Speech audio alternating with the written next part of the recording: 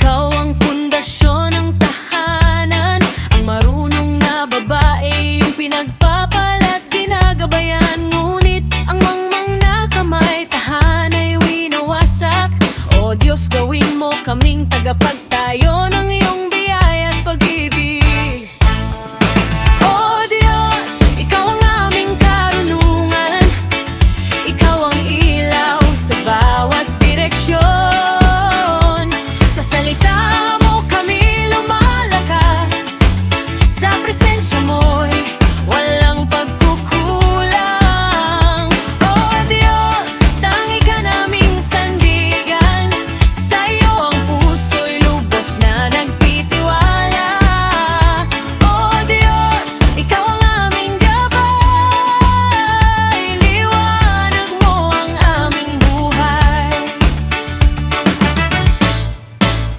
Ang lumalakad sa iyong takot ay nasa tamang daan, ngunit ang likong landas sa iyong kinamumuhian. Panginoon, ituwid mo ang aming puso't isip, sa iyo lamang tunay na buhay nagmumula.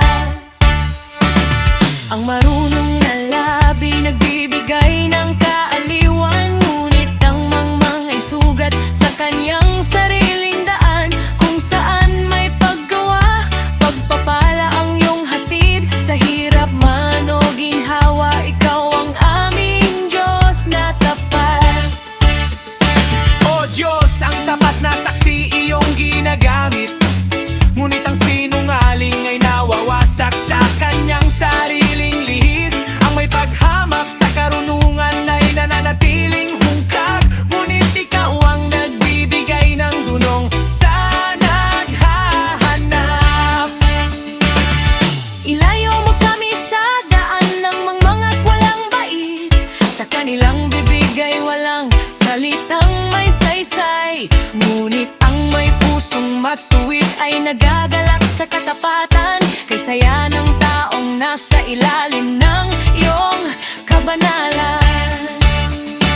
Panginoon, ikaw ang nakaka